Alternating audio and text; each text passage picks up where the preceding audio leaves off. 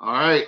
I appreciate you popping on last minute, Tony. I know we haven't talked. We right off camera. You said it had been a minute, and I said yeah, it's been definitely a few minutes. And I'll just kind of talk about how I kind of felt inspired real quick. So today you had found a comment of mine, I think, from a year ago, and it popped up on my YouTube feed that you liked it or whatever or whatnot, and I was like, huh. You found this comment out of the blue, and it just popped up on my feed. And I don't know if you did that or not, but it popped up that you liked it or loved the comment. And I'm like, that seems kind of odd a year later. So I clicked on it, and then I was like, well, let's see what Tony's been up to. So then I went back and started looking at your channel. And then, of course, I can't control myself, and I went down a rabbit hole, and I'm almost caught up with all your videos. But the one thing I thought was very interesting was that at the beginning, when I kind of stopped watching like everybody around middle of March, right before the season started, and you were talking about how you were excited about Otani, and you were like, you had a video. I think you had to do like a response video or something, and you were showing like Otani rookie cards, and I pulled out a stack of my Otani rookie cards just to have some eye candy for the video if we decide to. It's not just me and you, only eye candy on here. So I was like, oh, okay, you talked about Otani in a way that you wouldn't know in July. Fast forward 4 months later, that right. Otani is the Otani that is possibly hope is the future Otani, not the broken down, hurt Otani or whatnot. And so I was like, man, that really got me inspired to kind of watch the rest of your stuff. So I kind of want to talk to you now, since I don't think you've done a video since then, speaking about Otani, and maybe you have, I just haven't gotten there yet. So what's your thoughts in general about the beginning of the season and then to where he's at now, like from your perspective and how you feel the hobby's treated him, and then maybe from the Japanese side of it? Sure. Yeah, I mean, well, my main thing is, I guess, just, it's I don't think anybody I don't think anybody thought that he would do like this well. Right. The pitching side, he's showing us kind of what he has shown us before when his arm is okay. Lots of strikeouts, unhittable splitter, and of course he's not getting the wins because the Angels are a dumpster fire. But right. But the batting is he's even like put that into another gear. Like it's pretty nuts. But he had the two he had like knee surgery, and it added to his power, I think, because he was born with like a separated knee or something. It was just like genetic. It wasn't even like an injury. So he got that repaired, and then like, I don't think anybody expected, like, leading the majors in home runs, and things like that, right? Like, right, sure. So that was, man, I forgot. What'd you ask me? Just like where he started out with, like, we had a hope that, he was going to have a bounce back season. Right. Where he ends up being now. Like, yeah. Where have you been in that trajectory? Like, how do you like to see that? How's the market look, since you maybe been paying attention to it more than me, of course. Right. And then how the Japanese looked at it, like how excited have they been? Because we all know how Ichiro was like, the Jesus or the god of baseball to the Japanese when he was in America. And they haven't had one since then. So I'm assuming Otani has taken that mantle now as being like the pride of Japan. Yeah, for sure. I mean, like, Japanese people, I haven't gotten, like, in terms of, like, directly speaking to people, I've only spoken to, like, a couple people. But, yeah, I was speaking to a guy I know, an older gentleman, and he's in his 60s, Japanese guy, and he was, like, in my opinion, like, Otani is, like, he's, like, I forgot how he put it, but he said it's so nice because of like the corona situation and stuff. It's almost like therapy or like medicine, almost because he's like, I've been stuck in my house with like my 95-year-old mother, worried about her for like a really long time, and like to just like see Otani, it's just like amazing. Like, so yeah, like I mean, obviously, I think people are just like, it's almost, I almost feel like people just can't believe it though. Like, Right. it's almost like we're not appreciating it enough because it's like it hasn't like sunk in almost. You know what I mean? But like, yeah, you know, I've heard like kids talking about Ohtani and stuff, and like, you know, baseball here, it's kind of like in the U.S. or where the younger people aren't necessarily immediately into it, and it's more for older people. You know, the kids kind of like soccer or maybe basketball.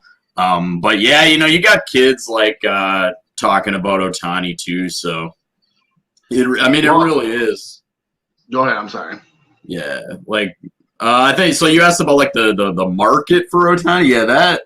Yeah, kind of like where. I mean, I'm assuming you probably kind of was watching a little bit at the beginning of the season. Obviously, I was watching you picking up stuff the last few videos. I saw you in like February, March, April, and even maybe into May. And then obviously, I think his market was very cool at that time because I was even kind of buying at the beginning of the year. Ohtani still heavily.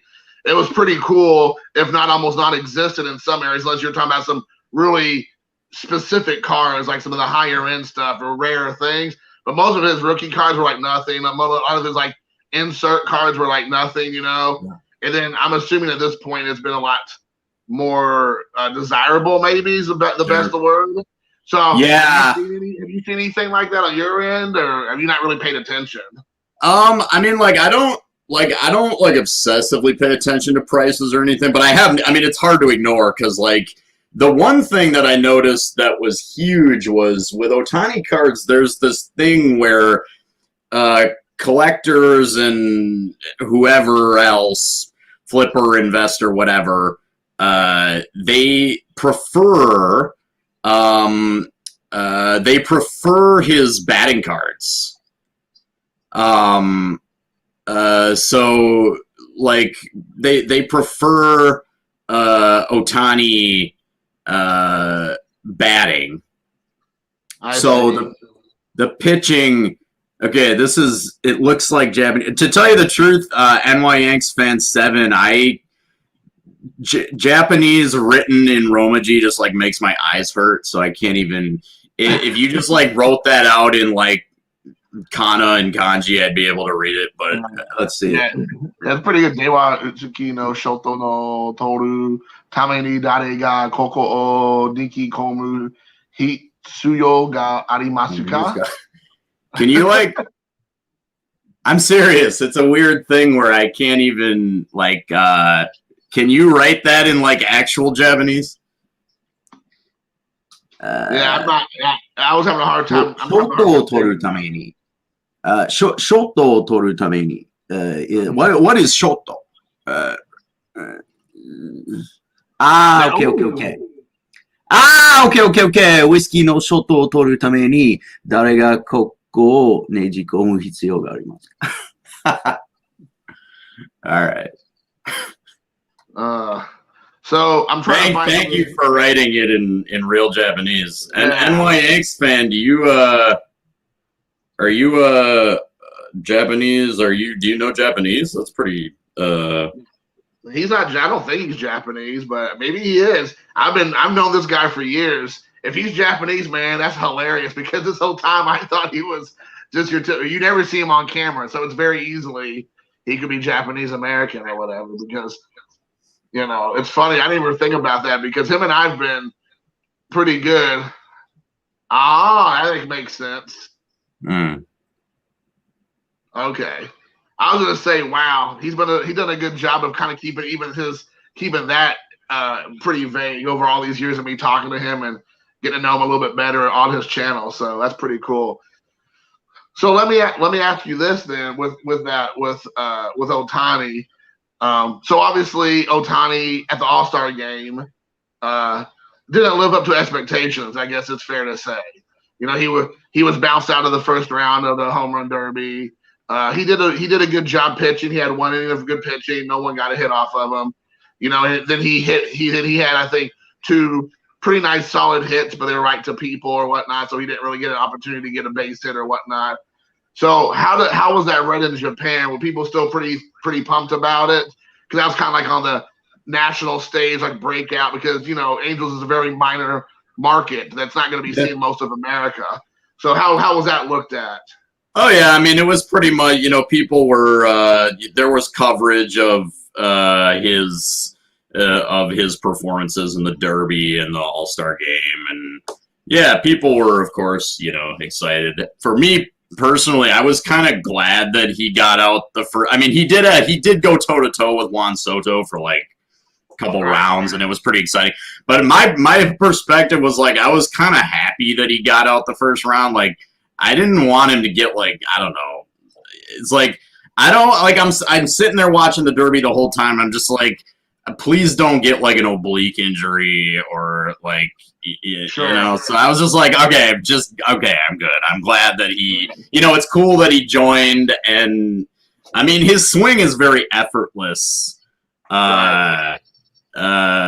So it's probably not a huge worry. And he's not doing that thing with like that Tatis does, where he does like he does like one hand at the end of his follow through. But yeah, so I was just kind of worried about that. But I mean, here people definitely, I saw the coverage of it on TV. Like they usually anytime Ohtani starts. Another thing they do is like the trains here, at least some of the trains in Tokyo have these like little TVs on the inside where they have like news or whatever. And so anytime Ohtani, I'll usually see some kind of Ohtani news, like Ohtani hit a home run, or Ohtani, it's like an update about his start, or, so they have kind of like in general, just like updates about other stuff. But Ohtani usually works his way into like the train news and stuff. Sure. Well, I was thinking, kind of like what you were saying, because how many great hitters up to the All-Star break end up running out of gas after the All-Star break because they just hit like 150 home runs and they just keep going and going and going. And then the second half of the All-Star break, like they're like not the same player that they were before. And I think a lot of it has to do like the home run hitters. They like use so much of that gas, in their tank, that I was kind of like you. Like, of course, I want him to have a good showing, but I didn't want him to be so worn out that, then he ends up having a terrible part of the second half of the season. So, and there's even guys who've gotten injured and hurt afterwards, and stuff like that. So it's definitely not worth it just so you can say you're the home run champion, I don't think. So it was good that he had a good showing, but it was okay that he didn't win the whole thing. So, yeah, and then Yanks fan talked about how that happened to Aaron Judge a couple of years ago, and I thought that did. I remember somebody had that happen not too long ago, and I don't know if you've seen this over in Japan, but there was like a meme going on. But apparently, I don't know if it like really happened because I didn't really watch the All-Star game. My son put it on for a few minutes, and I saw the first part, and that was it.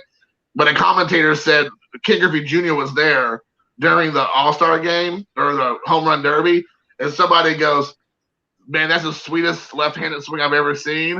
And there's this image of like Ken Griffey Jr. looking at him like that, and so that became like a little bit of a meme where it's like when you tell a Hall of Fame left-handed swinging Ken Griffey Jr. that someone else has a sweeter swing than him, this is the look you get. Whatever. Like Griffey still might be number one, but Ohtani's is very nice. Right.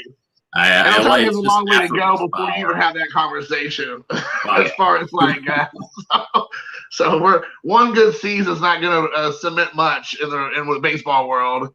So, to be honest, though, I might prefer Ichiro's left-handed swing. Yeah, because his is just completely unique.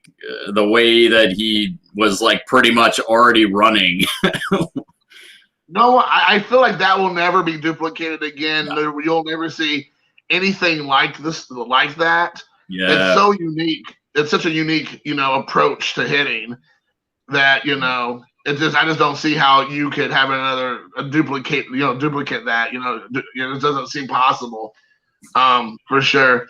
Well, I like the way you can tell like Ohtani's swing, which I never seen it, like religiously, like I did the All-Star, the Hall of Fame, or the home run games, because I've never seen him really hit consistently. Because it's like clips from like one at bat, and then he hits a home run or whatnot. but the way he swings that bat, it's very unique. I think it's like a launch or something, like the way he swings it. It really is. It's so smooth coming through through the zone like that.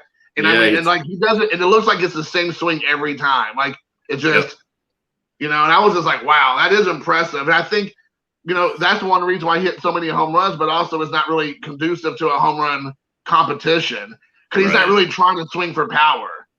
Yeah. Whoever was pitching to Ohtani during the Derby, though, absolutely sucked. Right. That was embarrassing. I was just like, what are you doing, man?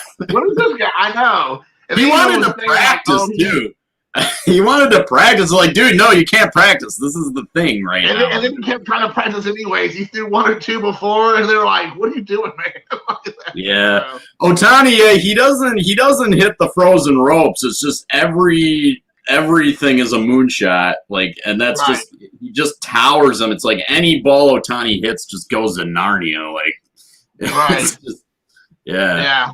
And once it goes to Narnia, you can't get it out of the wardrobe. It's gone. Like you can't go in there and grab it out of there. It's forever gone. He hit a ball through the roof of the Tokyo Dome too. Really? Yeah, you didn't know that? You can find it on YouTube. So, but it's that big towering shot, right? It's not the frozen rope, and yeah, he hit. I mean, it didn't it didn't break through the ceiling and leave, but there's, I think very close to the top, there's probably some canvas webbing or whatever. Yeah, and Ohtani hit it through the webbing or whatever, and the roof awesome. That's really cool. That's really cool. Well, I mean, I feel like, obviously he is finally, at least this year, kind of turning into the player that people were touting him as, and we know that it takes more than a year to really start building some real traction and momentum or whatnot. But if he stays healthy, I think this is the Ohtani we're gonna see, quite frankly. So as long as there's no other ailments that pop up or any kind of injury, I feel like that's the kind of Ohtani you're gonna see, because this is the one that was coming from Japan, quite frankly. So, there's not really, I don't really see a ceiling for him at this point based off of that. But I think it's also very interesting. You have, I saw Vladimir Guerrero Jr. His dad has that wild swing also from back in the day, has a very unique swing. And then now his son is neck and neck, or at least he was, with Ohtani. We're doing home runs, both American League. So, and he kind of had an off season also last year, and he's kind of come on this year, from my understanding. So I think, would you say those two guys are pretty much the two main guys right now in the hobby and maybe even the sport that's really hot right now, or are there others floating around? I would say in terms of a jump, from where they were to where they are now for hobby. Yeah, I mean Vlad Jr. and Ohtani definitely, because those two guys were question marks before the season. Obviously Tatis has had a good season and stuff. But Tatis wasn't there wasn't a question mark there, right? I think when he screwed his shoulder up or whatever, there was kind of people freaked out or whatever. But in terms of where they were pre-season to now, probably Vlad Jr. and Ohtani, I think, are probably the guys. Or it's if you had their cards and didn't sell them, and now you have some of their cards. Yeah, they've definitely, if that's something that you care about, which everybody cares about the value just to various degrees, right? Then yeah, you've had a pleasant surprise there. So kind of keeping with a little bit segue here, this is something we talked a little bit off camera, but so during All-Star Week, you had Stephen A. Smith talk about how Ohtani really couldn't be the face of baseball because English isn't his first language, and you can't have a person who doesn't speak English essentially being the face of any sport or whatever. That was his argument, boiled down to the most common statement there. But then fast forward to yesterday, the day before, the Milwaukee Bucks, your hometown, Wisconsin there, they end up winning the championship in the NBA, and now, the Greek freak, Giannis, he wins, the MVP. I think he has 2 nights where he's hitting 50 points both nights. He ends up, English is not his first language. Obviously Greek is his first language. He has a better command of English, of course, I believe, based on what I've seen. But, you have nobody, you have people like Stephen A. Smith and all them having no problem putting that guy over as somebody who, can be the face of the NBA, and so, I was thinking that, what's your thoughts on that? Because it's awesome to see these young guys get an opportunity, both Shohei and Giannis and anybody come over here and just kill it in whatever their respective sports are. But then you have people who kind of want to, take them out because they don't fit the image that they expect an athlete should be able to be. So what's your thoughts a little bit leading up to that, and where are you at with that? Yeah, I mean, so I heard about that, and I thought it was pretty unfortunate. I think of course my take, and I think most people's opinion is that, Ohtani's play, the home runs and the unhittable splitters, and those speak for themselves, right? And Ohtani he is paid to play baseball, right? Yeah, he's not paid to speak English. I do believe Ohtani probably speaks better English than he lets on. It's similar to Ichiro. I think with Japanese players in particular, there is perhaps a cultural reason for being more hesitant.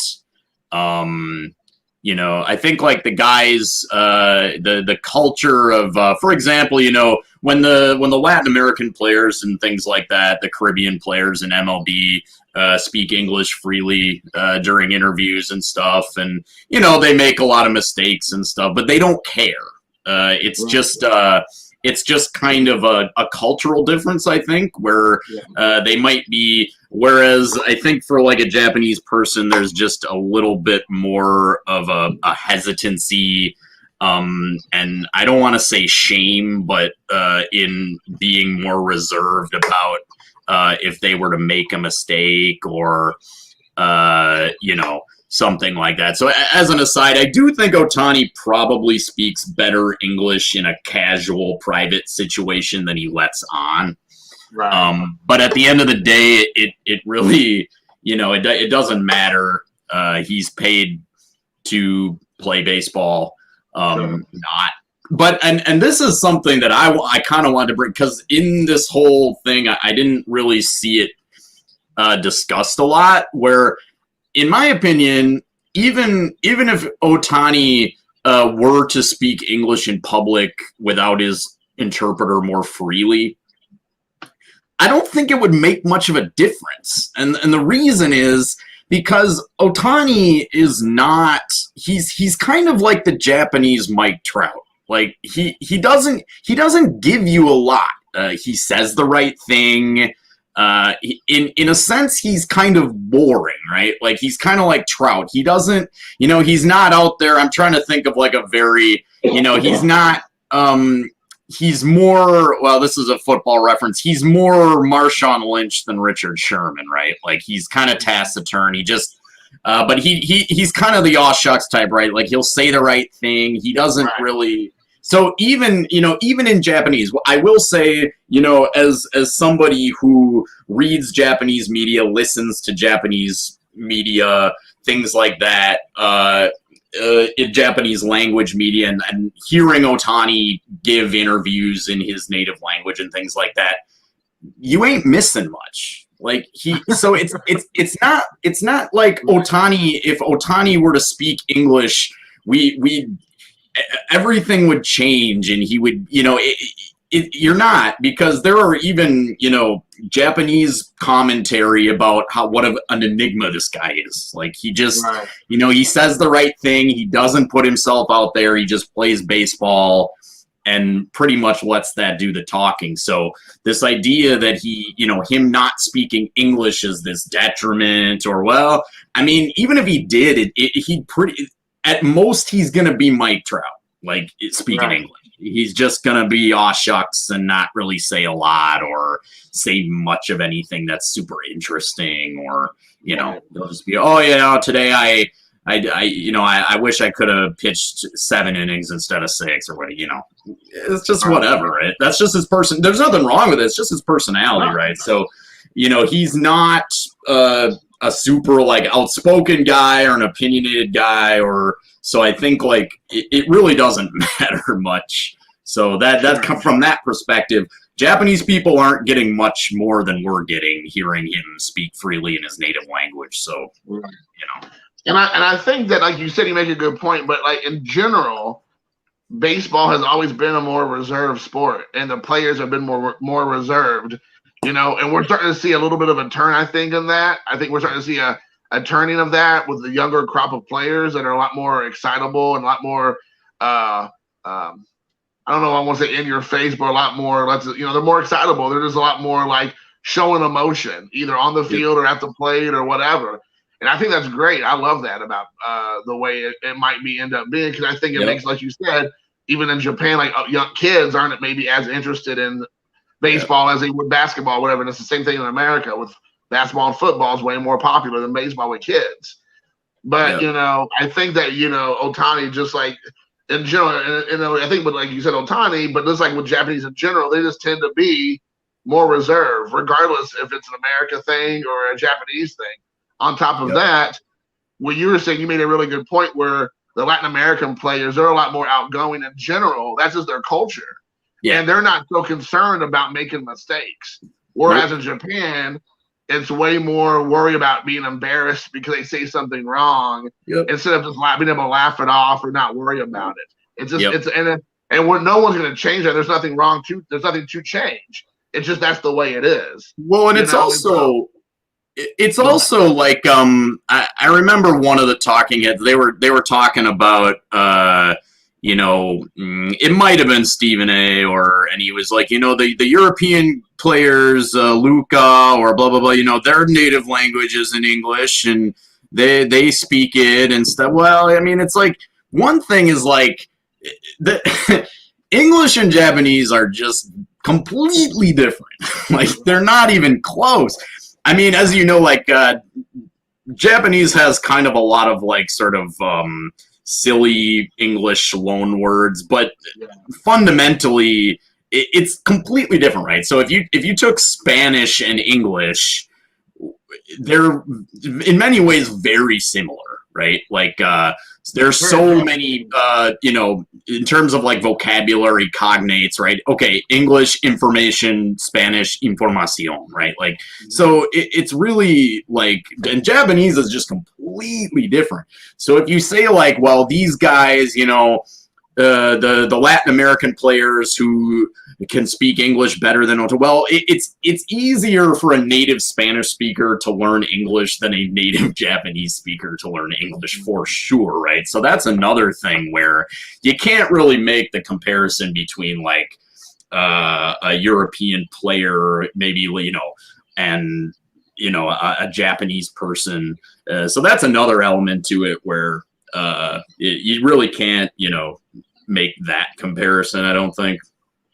But the other thing is, which I think is really cool, and I don't think they do this enough with like Korean players or Japanese ball players or like Chinese or Taiwanese or whatever, is that, like when they have the opportunity for Latin players to speak their language, or they're doing a promotional or doing some kind of commercial, they encourage them speaking Spanish because they think, well, Americans understand Spanish, or there's not Spanish speaking Americans, or there's Spanish speaking people from other countries that are here, in America. And I think it's cool. It should be celebrated as much to have players that come from other backgrounds do those same promotions in their language. And because there's millions of Japanese, there's millions of Koreans, there's millions of Chinese, so people can and you bring more people in. There'll be more people as soon as you hear the language and you hear something in your own language, your ears perk up. I mean, I'm sure even now you've been in Japan for all these years. I know when I was in Japan, if I hear something on the radio or I hear something on TV, all of a sudden switch to English, I'm like, oh, what's that? Yeah, for sure. You just do that. Way to put it.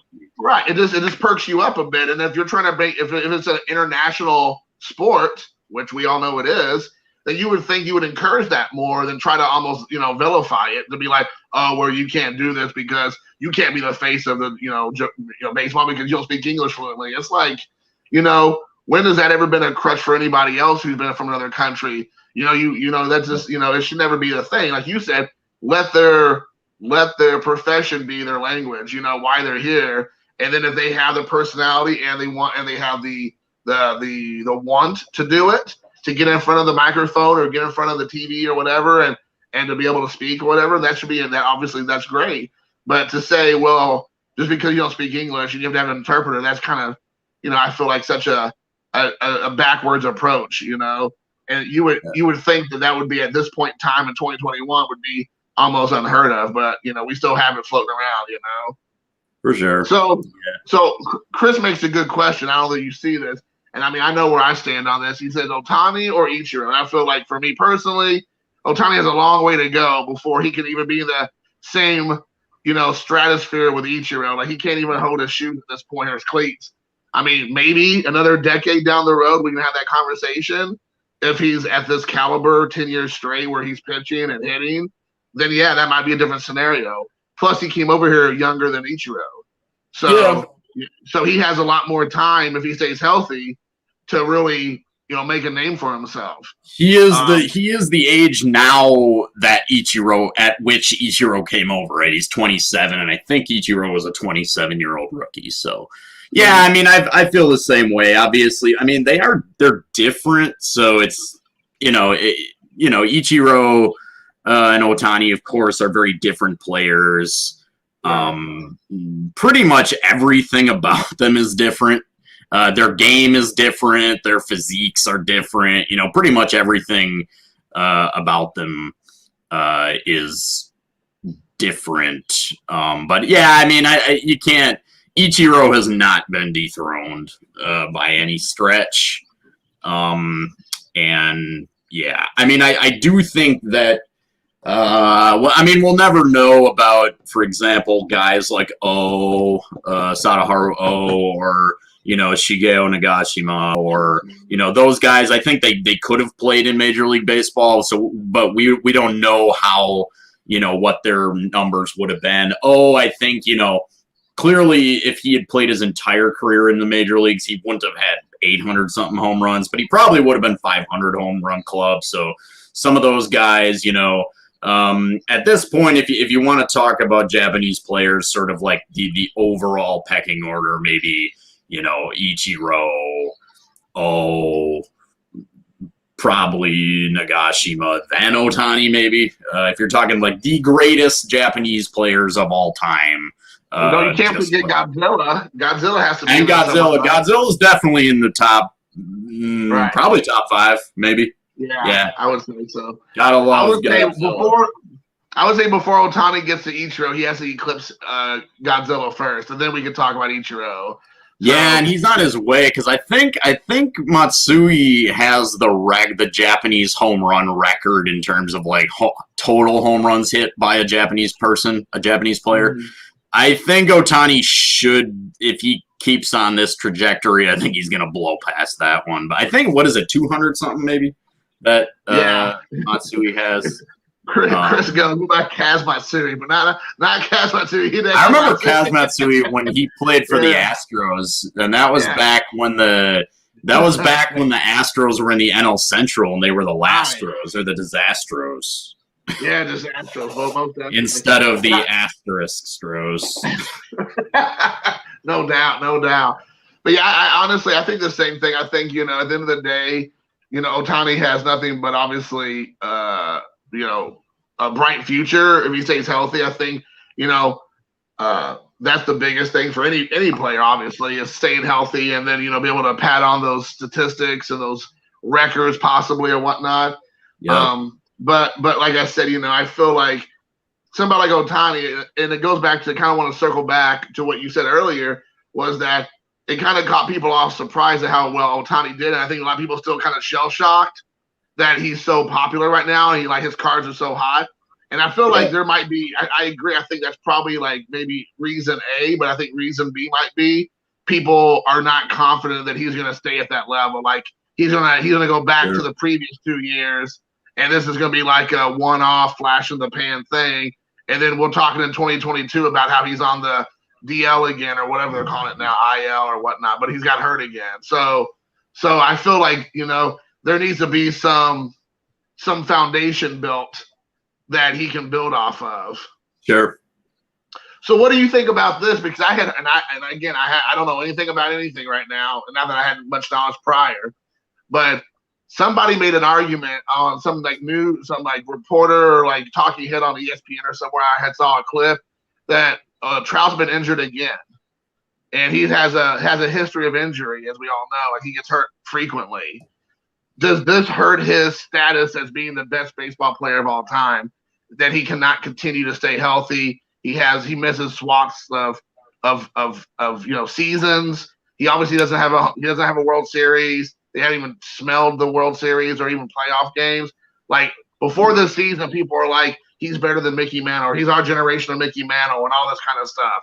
But I heard someone say, and it made me think, like, maybe there's a case to be made at this point, because here we are again, a whole new season, and he's out for the rest of the season, or a big chunk of the season he's gone. So, I mean, you can't really keep saying the guy's the best baseball player of all time if he keeps getting hurt every year, every other year.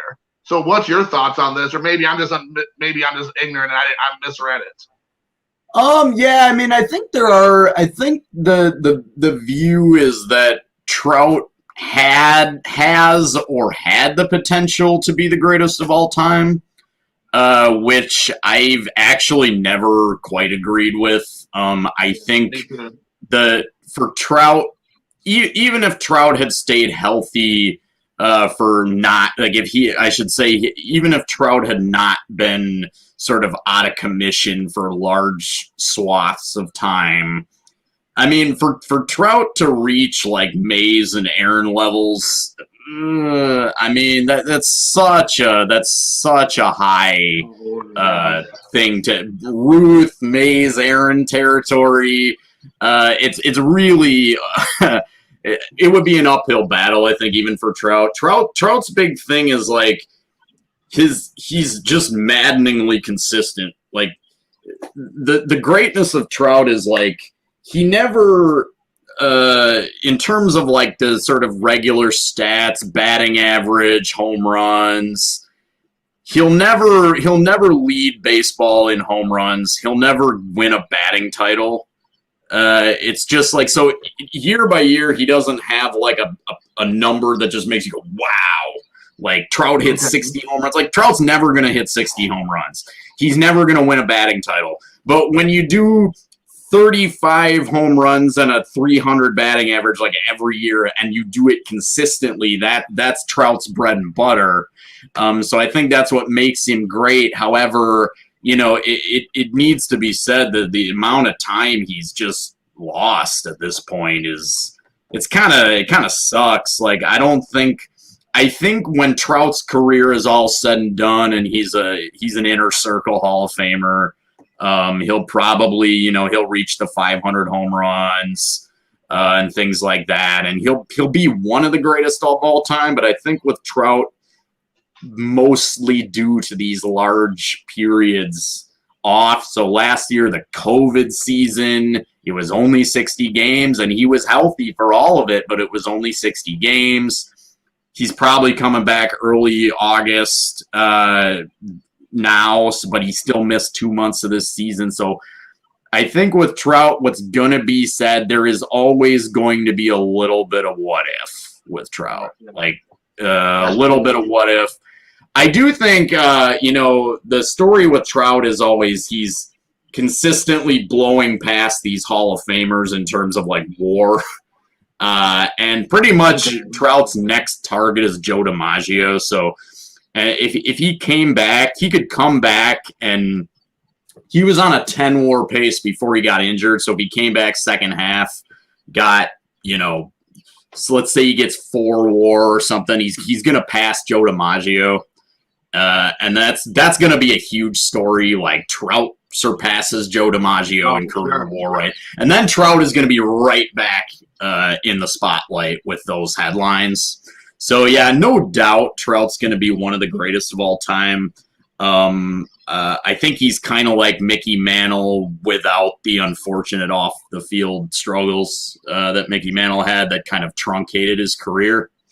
But of course, in Trout's case, it's just getting injured all the time, whereas Mickey Mantle just played with like bad legs his whole career.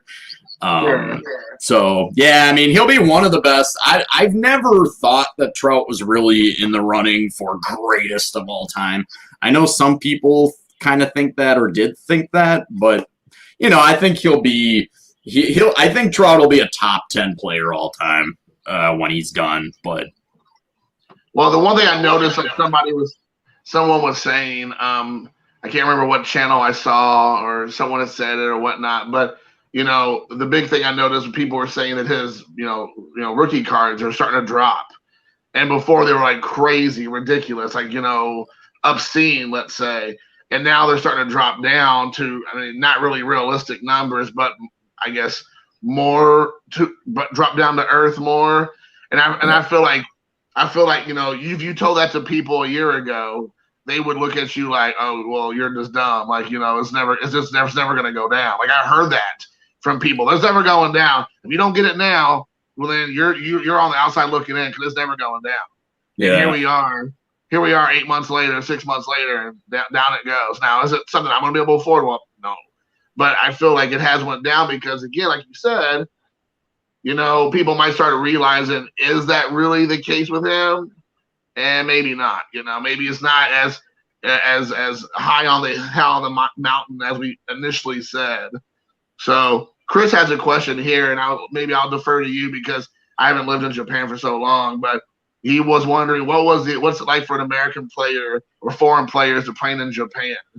So do you have any thoughts about that? I mean, you know, again, you said you listen to and can read Japanese news and hear it. So, you know, do you hear much about the foreign experience as an athlete in Japan? My honest answer is I don't really know. All I could say is I could maybe make some guesses based on like my own experience as a Western person here. That's what I would say, yeah. I got to imagine that a lot of what the foreign players go through might just be stuff that, you know, I have dealt with, a language barrier or some cultural confusion or things like that. I do think they probably, the foreign players probably have a lot more of like a support system. You know, they have their own interpreters, right? Like Otani has with his interpreter, right? They have the same thing. Yeah, you know, the foreign players have personal interpreters. You know, they're professional baseball players, so they're getting, obviously they're going to have all kinds of support and people doing things for them and things like that. But I imagine, you know, to an extent, they still deal with maybe some kind of, you know, feelings of alienation or things like that are kind of unavoidable. But I really don't know. I mean, and the one thing is because there just aren't a lot of foreign players and that's by design, because they want to, the Japanese pro league, they want to make sure that, they want to try to keep their domestic talent. So they don't not a brain drain, but a skill drain, right? They want to try to prevent like a skill drain. And I think every team is allocated maybe 3 foreign-born players, and that's because you would get a lot of. I think if they have a quota on foreign players, because they want to keep their league. You know, they want to keep it Japanese, right? They want to make it their best. That's what it is. Yeah. So there really aren't a lot of players, but yeah, again, I would say that's probably the experience. They experience the same stuff anyone would, but maybe to a lesser degree, because they have, I have to imagine, the team gets housing for them. The team, they have an interpreter. The team takes care of it. They don't have to like go to their city hall and worry about paperwork or anything, taxes or whatever. They don't have to do any of that. So that would be my guess on that. Right. And I'll just to say the two things I thought is that I think Americans don't think about this, but in Japan, the Japanese, like you say, like just like with sumo and other sports, they only have X amount of foreigners they can have on there. That doesn't mean Americans. That means Latin players, Korean players, Chinese players. If you're foreign born, yep, then you're not allowed to be on the team outside of 3 players. Like you won't have a spot for you, Right. So you have to be homegrown Japanese talent. There's 20 spots, and there's only 20 spots. They get 3 of them away from foreigners. That means the rest of the world, only 3 players from other countries can be on that team, or whatever the case may be. The other thing, the last 2 years with COVID last year and then this year, Right. I found a channel recently on my Roku that plays Japanese baseball. Like right after the game gets played in Japan, they do an English translation. There's a English commentator, and he does it right after the game. So I get to watch it like with almost in real time, which is great. And everything else is in Japanese. The entire experience is in Japanese except the commentating. And the thing that guy was saying, which you may already know this, but to kind of go back to what Chris was asking, is the last 2 years, the Japanese NPB refuses to let the foreign-born players bring their families over because of COVID. So they're over there by themselves right now without anybody, like no family members, no friends, no nobody. So that means that they're literally single. And you're the only English-speaking person or Spanish-speaking person on your team or whatever the case may be. You're on your own. Like you don't have family, you don't have friends, you have nobody that can hang out with you. So I'm sure that experience is very difficult, like you were talking about, because it's a couple months is tough enough, but 2 years basically, Sure. last year or this year, that's a rough go, and it don't look like it's going to change anytime soon. So I'm sure that experience has been very rough for people, and so whereas in America, if things are for the most part letting you go back to normal. So if you're a Japanese-born ball player, you can have your family here, you can have you can hang out with your friends. You're going to be okay, as far as just having a little piece of home with you. But in Japan, they're saying no, you can't bring your wife or whatever. So it's pretty different. It's a pretty difficult experience, I bet. Yeah, I imagine. So I did want to ask you another question, because something I saw that you were talking about is that you were showing off some really cool like food and beverage, Japanese items. Like Sanoharuo, and then there was like one like a kind of like a Sprite one, like a Sprite with like a guy and a girl on the back. It was like a ruler. All right, the Nagashima one, the Nagashi, and the Otani, like the tall boy kind of thing that was like really tall and stuff like that. And so, when you find stuff like that, is that at card shops? Was that like like antique or flea market type things? Like, are you find them on eBay? Like, those are such a unique item. And I know you mentioned about even in America, the 50s were especially like the heyday for like food and beverage releases. So it seems like Japan also was very much like that, the 50s and 60s or whatnot, 70s. And we know in Japan, like food and beverage is huge still today on their items. But how do you go about finding stuff like that? Because that's very unique items that most people are not going to find. Yeah, I go to a lot of for me here, the place, the events where I've had the most success finding cards and baseball related things, I go to used book fairs, and the used book fairs, usually there's at least a couple vendors selling Manko cards, so I've gotten some cool stuff at those. I've gotten a couple things at card shops, and then I've also gotten stuff from just online Japanese channels online, not ways, sellers online, Japanese sellers online. I've also gotten some stuff from. So, but yeah, the used book fairs are super fun,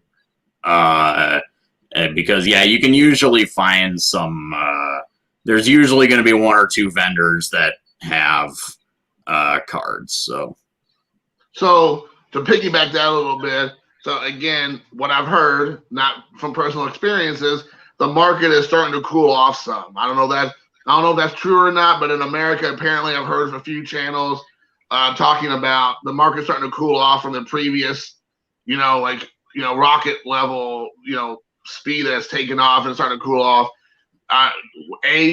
First, are you noticing that at all on your purchases on eBay or when you're searching, or is there any correlation with Japanese? Like, is it still as hot as it was in America? Has it started cooling off at all? Are you not seeing any difference in pricing? Like, what's been your experience? Obviously, I see that you just did a video like 4 days ago. So obviously, you're still buying, you're still searching, things like that. So what has been your experience buying over the last, let's say, beginning of the year when it was probably like maybe almost at the pinnacle, supposedly, to where maybe it's cooled off, quote unquote? Yeah, I don't know. I mean, to answer your one question, I think the pricing trends and things like that on the modern Major League cards and things like that here, I think they more or less mimic whatever the trend is in the US or whatever. Me being who I am, it's not something that I've like super noticed a bunch. Like most of my, I think like if you're somebody who spent, hundreds of dollars on like a PSA 10 junk wax card, or you spent thousands of dollars on some dude's like first Bowman card or whatever, you're probably, I bet the downturn, or I would probably say it's more like a correction, is probably more noticeable. Me personally, I don't like, I don't, I feel like I don't spend like insane amounts of money on cards ever.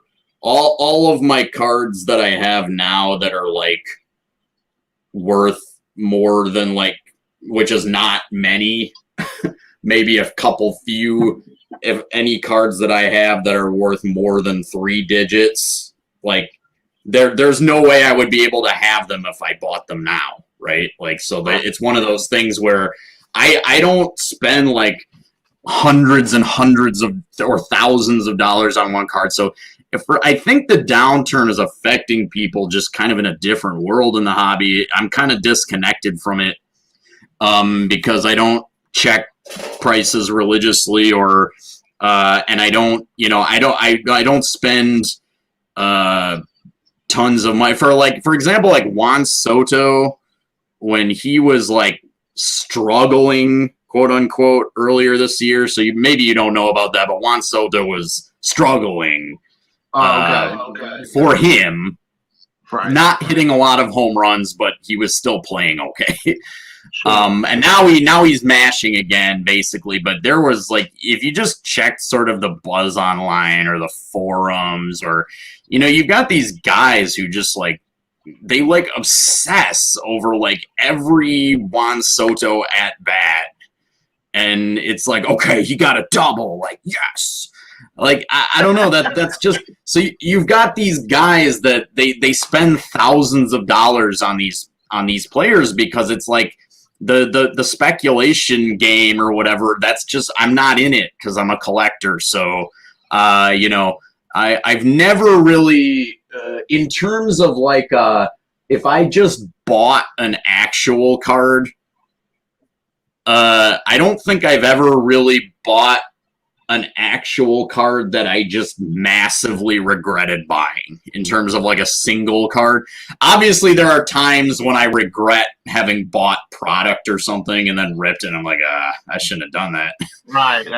But in terms of like actual a card, like just if I specifically buy a card, I can't think of an instance where I was like, oh, I shouldn't have bought that, right? Because I guess it's just not how I collect, right? Like I don't spend big money on prospects. All my Juan Soto cards that are worth dollar bills now are like, I bought them real cheap Like I like Juan Soto update rookies were like $3 to $5 back in the day. Like I just bought a bunch of them. Like, Right. So for me, like in terms of like the downturn or whatever, I gotta say it's just not something I've noticed to like a really big degree. And I don't know if it's bigger. I think it's probably most noticeable in basketball, which I don't collect. So I don't really pay attention to basketball. So I think it's probably, as far as I can sort of discern, it's basketball is taking like a big hit and people are kind of like freaking out. But when the prices were just completely ludicrous to begin with, it's more like where it should be.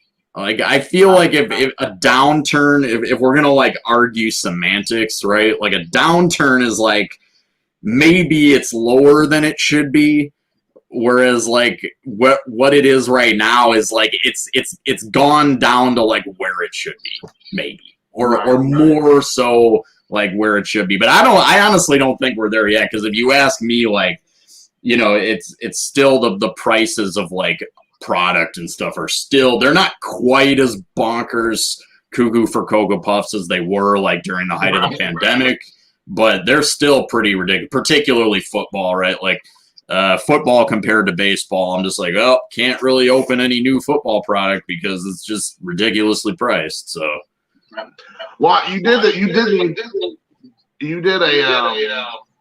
a series of what do you like? I bought these cards, and it was the price of a blaster or two. Oh yeah. I don't know if you're still doing that or not, but I went back and looked at those videos, like I said today, and I thought that was such a great approach, because like you said, you're buying single cards, so obviously you're saying, hey, there are things out there for the collectors, even if you're a flipper, whatever. But there are definitely cards out there you can get that you're not going to break the bank on. And you're like, because, you know, so many people have no problem pulling the trigger on these ridiculous prices of these, like, you know, these blaster boxes, you know, spending $30, $40 per blaster or whatever the case is. And I thought it was a really good idea. And I don't, you know, I give you full credit, because that's what you're the only person I saw doing this, where you're like, you can take this one blaster or you put two blasters together, but you also can get this Monty Irvin, or you also can get this card or that card and all this stuff. I mean, you're talking about Hall of Famers, you're talking about vintage, you're talking about some really cool stuff, you know, and you're like, this is actually will hold its value. We all know it's going to hold its value. Whereas this blaster of whatever, yeah, you might pull something cool out of there, but you also could have a dud. I mean, it's like literally, you know, you have no idea. And if you're paying inflated prices on top of the already $20 to $30 wax anyways blaster, depending on where you find the box of cards at, you're paying another 10 or 20, 30, or even God knows how much more. I mean, you know, it's like, think about how much you could be using that money towards actually building out your collection and have some real killer cards for not very much money. Right, because like, so that's like how I do it, right? And that's why I haven't really noticed like the you know, quote unquote downturn, because it's like, yeah, okay, if you take, I bought a what year is it, 54 Dandy Monty Irvin card, and it was probably what, $40? $40 maybe. Okay, so maybe there's going to be a downturn in cards, and will it affect that card at some point? Maybe. If is the card going to be worth 30 at some point instead of 40 or 20? Maybe. Will it ever be worth $5? Probably not. So, you know, it's just kind of like maybe on a card like an ungraded Dandy Potato Chips Monty Irvin, you know, the food issues, they're not quite as sort of like, they don't have the legacy of like the base tops issues, so they're not as popular. It's kind of like the floor and the ceiling are both not as extreme on that card, right? Like, so is that card ever going to be worth $1,000? Absolutely not. Is it ever going to be worthless? Most likely not, right? So, and at the end of the day, you know, I paid $40 for it. I don't pay thousands of dollars for cards, I'm trying to think of the most. It's an interesting question. What's the most money I've ever paid for one single card? And probably, That Koufax has to be up there. I paid. Sorry, what's up there? That Koufax you got has to probably be up there, wouldn't it be? The Koufax is not, probably not, because like I very rarely buy cards for like much more than $100 normally. The Koufax, I think that was like $200 when I bought it, which is pretty crazy to think about now, right? I think I paid. I don't know if I'm in, it's not like a flex or anything, because I'm more or less, I consider myself like a fairly sort of budget collector. I want to keep as much sort of innocence and fun in the hobby as I possibly can. Not everybody can be a John Mangini. I get it. Shout out to John. Yeah. Maybe in 50 years, but even with John's collection, right? Like a lot of his, he's a collector through and through, right? So all that crazy stuff he has, it's like he didn't just whip out the bands and start throwing money at those, right? I mean, that's a collection over 40 years, and so that's how I want to try to do things too. But it's I don't know. So I don't know where I'm going with this, but. Yeah, in terms of paying the people who pay thousands of dollars for the prospect card, they're the ones that are feeling the downturn, right? Like, right.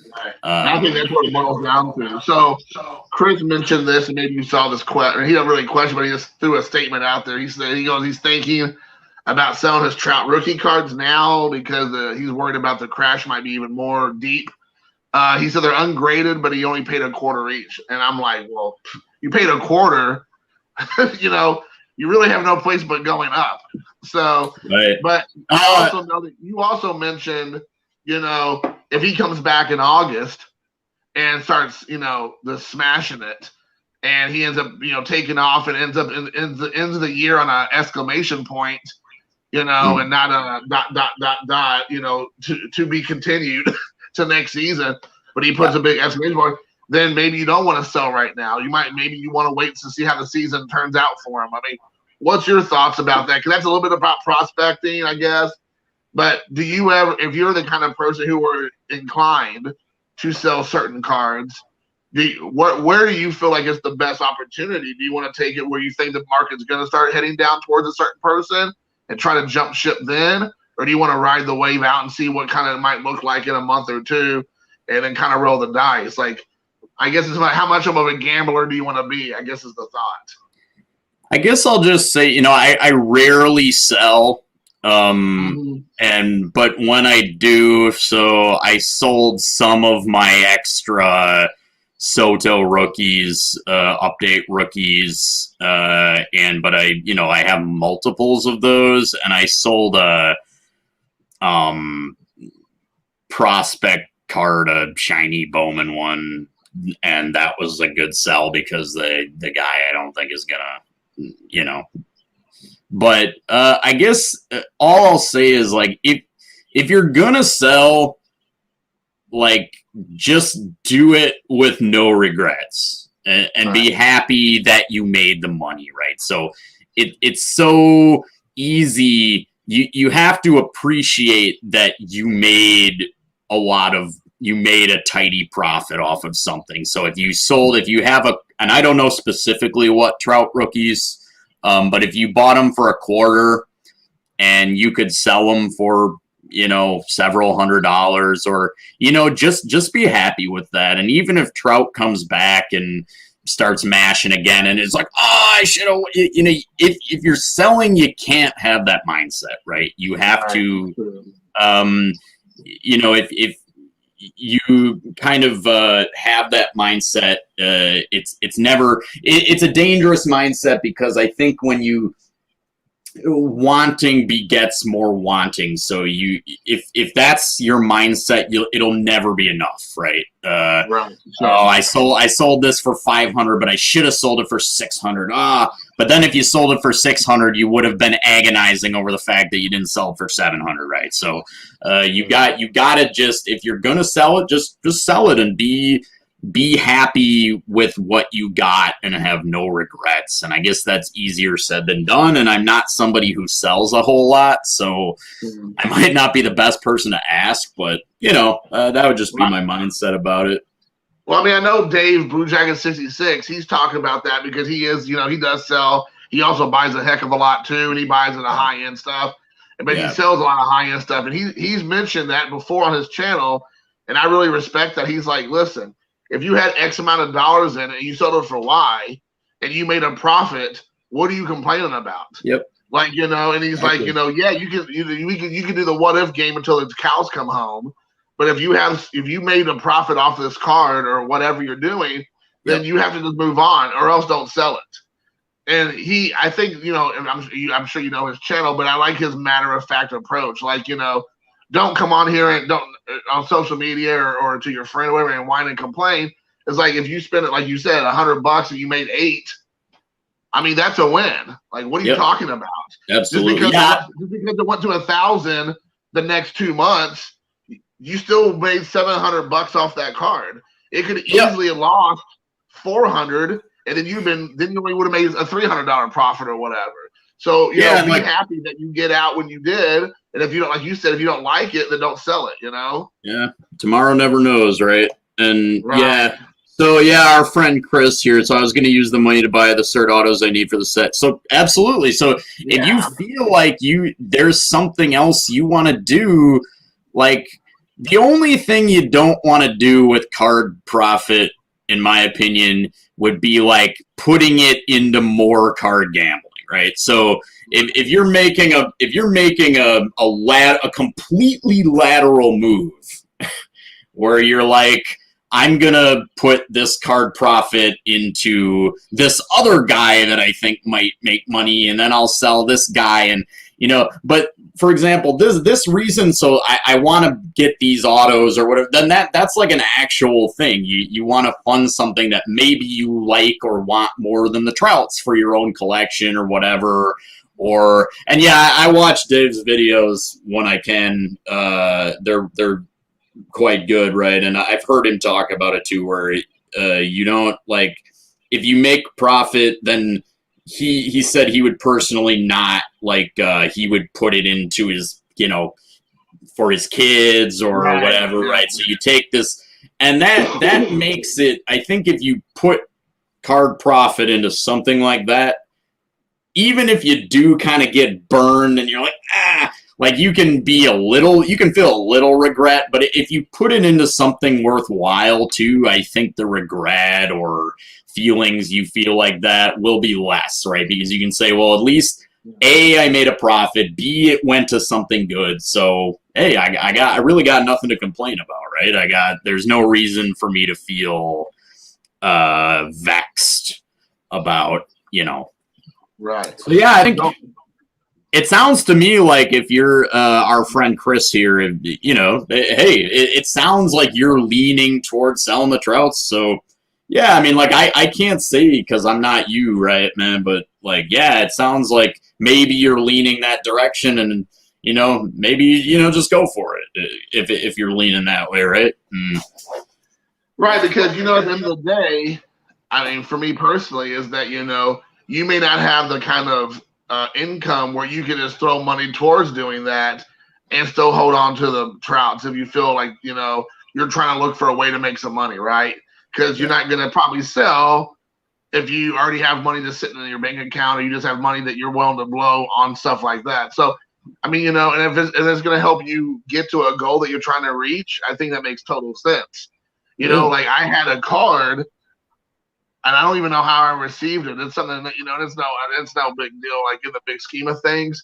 But I don't know, my dad bought it for me in the past or something. But it was a Chinese card, a Chinese baseball player, and it was autographed. and it was from like one of the like World Baseball Classic cards, right? And I'm sure I got it. Like he used to go into these card shows or shops, and just anybody who was Asian, he would just get their stuff and get it for me. And a lot of those guys would give that stuff away for like $1 a piece because they're like, I don't want it. You know what I'm saying? Like Right. no one wants these cards. So he didn't know the difference between a Japanese guy or a Korean guy or a Chinese guy. He had Right. no idea. He just grabbed them. So I'm looking through my stuff, and one day and I see this Chinese autograph card, and I'm like, I don't know who this guy is. So I put him on eBay about a month ago. So I had $0 in it. I'm sure my dad had $1 in it or whatever. I ended up selling that car for $80. Nice. So, I'm like, that's $80 I did not have that now I could put that towards something I want. So exactly. Absolutely. So, if you know that you have either more of those and you don't care, like you have more trouts and you're okay with getting rid of one or two, then yeah, man, why not? Because you're not gonna maybe be able to afford it any other way, or or wait around, and then those autographs go up and the trout goes down. So that would even suck. I mean, so. You just have to sometimes you just have to let things go, right?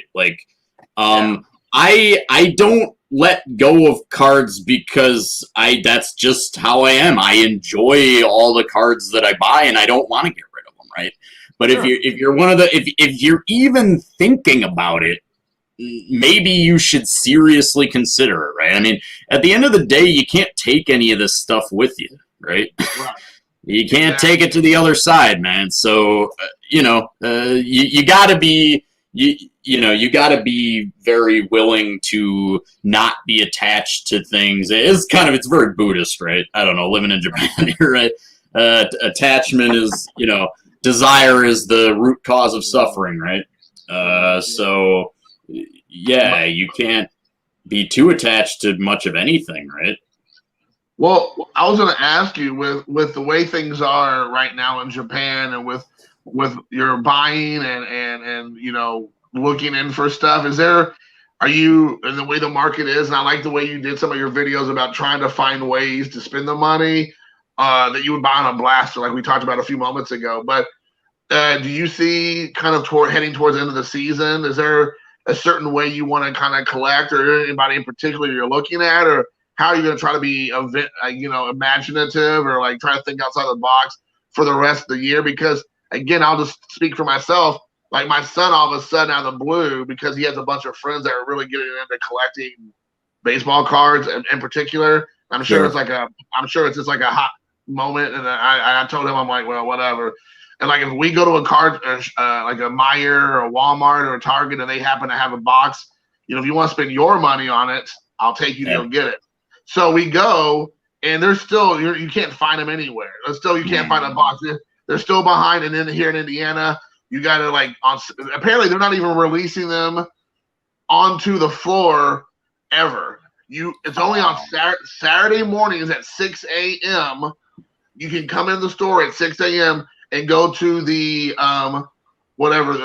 guest services, and it's first come, first serve. You get 2 boxes, and that's whatever. And so it is still at such a fever pitch that they don't even put them on the shelves still. You have to go on one day at 1 hour, and then I've talked to multiple people, because for my son, they said they sell out within minutes.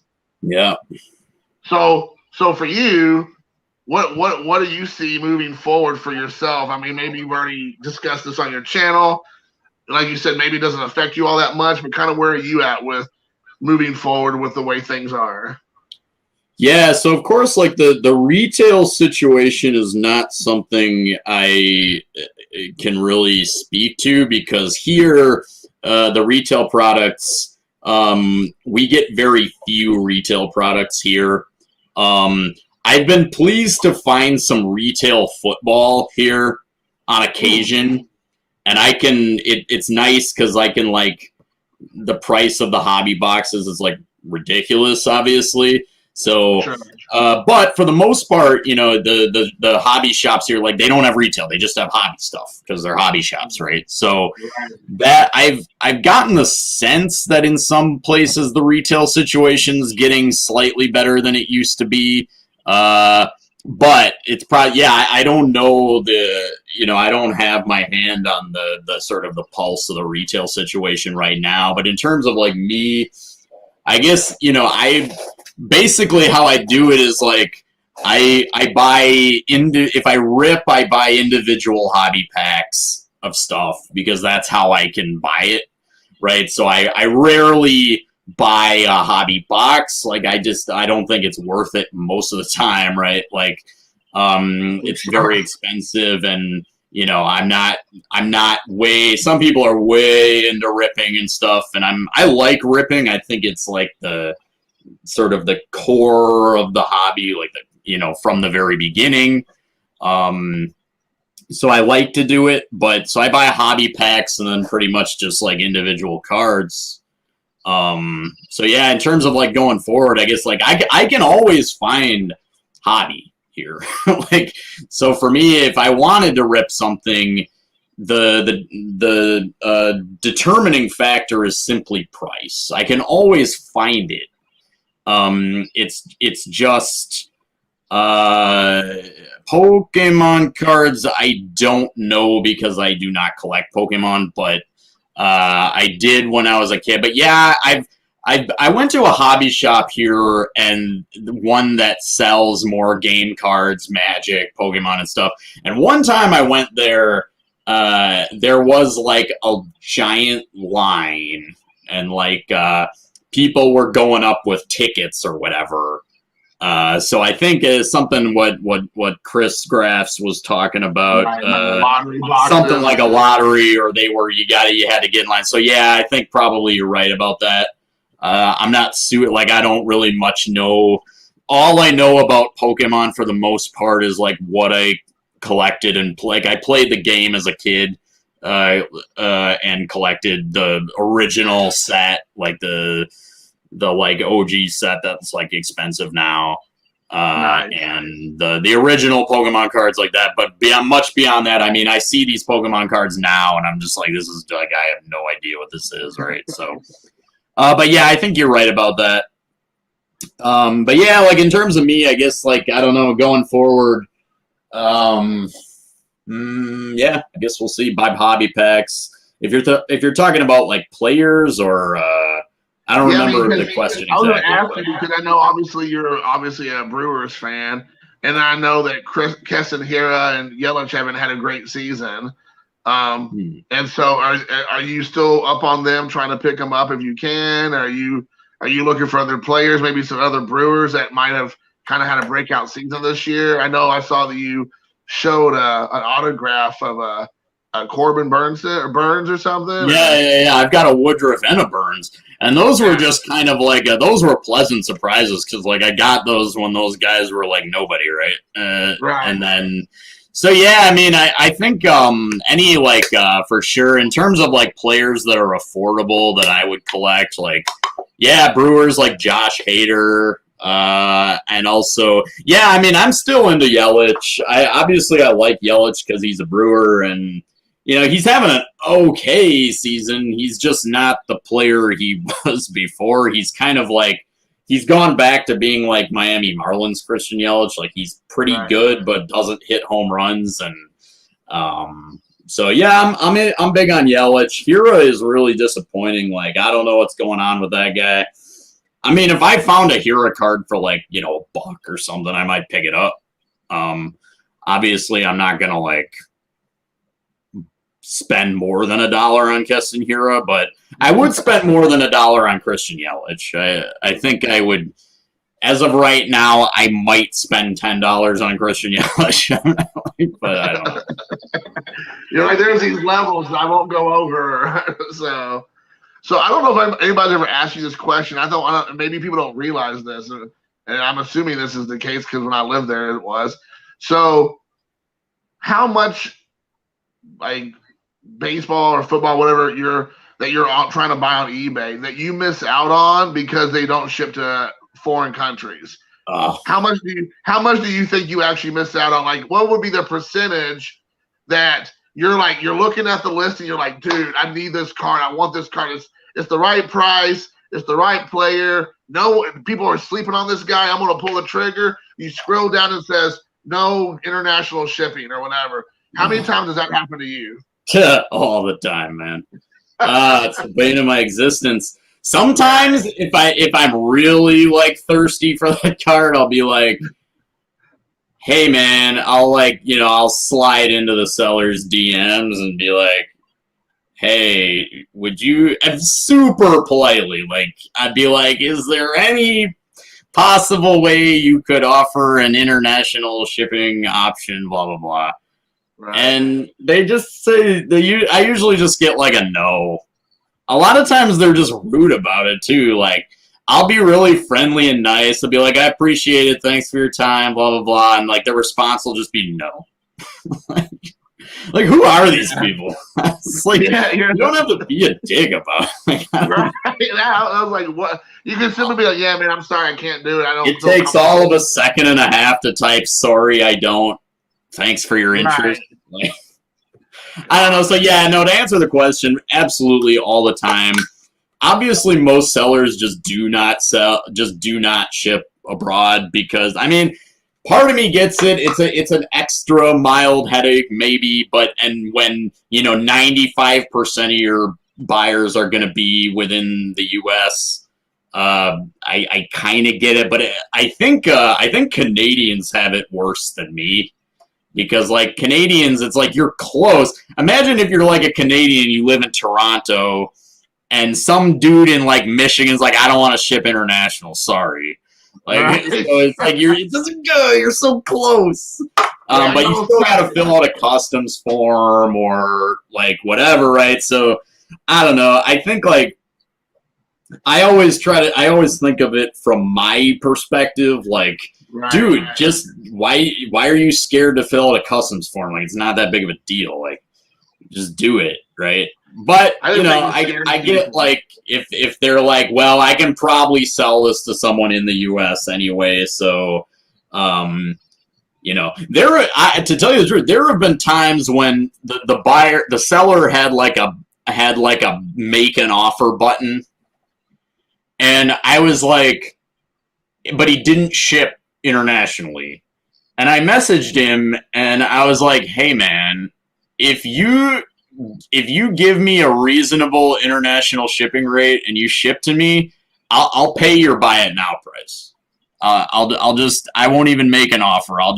You just give me that shipping, and he didn't even respond. It's like I think it's a pretty good deal, dude. Like, if you fill out a customs form and you get you're willing to take a lower price for it, and I'm saying I will pay the price you're asking, right? If you just ship it to me. And so a lot of them, they do like the international shipping program. Do you know about that? The eBay Internet Global Shipping Program.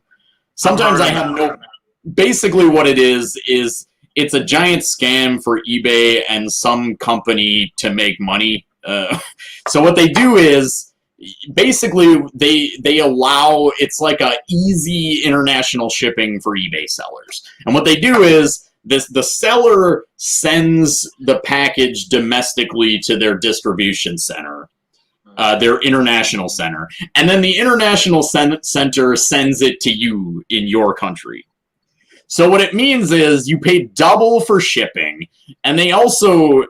I don't know. I guess it's like an algorithm or something. They have the biggest BS about it is like the import charges. So if you buy something at a certain level, it's like, dude, this isn't like a brand new like sealed pair of sneakers that just came out or something. It's like, this isn't like a Gucci wallet that just came out.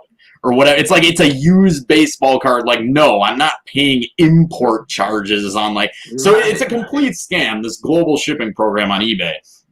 But sometimes I have no choice. I have to use, because it's just like, all right, I want to get something, right? Like, it's just one of those things. But I don't do it often because it ends up global shipping program shipping is like $20. Oh my God. Yeah, I mean, it's absolutely ridiculous because you pay more because they mail it twice. It's like double the mailing that would otherwise be required because there's a middleman, because they have to ship it to this like center, and then the center ships it to you. So it ends up taking longer and being more expensive. So that is something I avoid as much as humanly possible. And if basically I'm limited to the heroes on eBay that offer like normal international shipping. It's like I'm glad this is like, even though it's like $15, it's just on the up and up. It's straight and narrow, and I have a seller who's not scared to fill out a customs form. And anyway, I'm probably going. This is too much of a soapbox, probably. No, but it's cool though. Because might be boring. The struggle is real for people like yourself, you know. So I would assume, and like I know George lives in South Korea, and I'm sure he experiences the same thing. I would assume because you know you're American, but you live abroad, and you obviously can grab from eBay. You can read the listings and understand everything about it, unlike a Japanese or a Korean or whatever. But then when you want to go and send it, they balk stateside because, like you said, they don't want to send it because they're like, oh, you don't live in Wisconsin, you live in Tokyo. No, I don't want to do that. So, it's that kind of thing. So I definitely understand that because the funny thing you said that, and I don't know if you were buying stuff during the beginning of the year, but everything, the mail was so slow. It was like, we're taking things were taking like weeks and weeks. Like even if you're like just a couple states over, and I was buying lots of wrestling cards from Canada. I don't know, Canada had like the market cornered in wrestling cards. Interesting. And so, like, I was like, every time I went to go buy, I wasn't even really paying attention. It was such a good deal. I was just clicking on it, and then I would say buy now or make offer. They accept the offer, and then I would go and send the money, and then it said it's coming from Canada because I wasn't really paying attention because they already convert the money over to England, American dollars. So right. I'm like, okay, $2.47, $2 shipping. Okay, I'm $5, whatever. So yes, I'll do it. And then like it would take like literally a month or longer. And I'm like, I'm in Indiana. I'm not even in like, Puerto Rico. Why is it taking so long? But it was like even longer because there was all this slow package being sent from, everywhere. Yeah. But and in Canada it was even longer. And I'm like, oh my gosh, like what in the world's happening?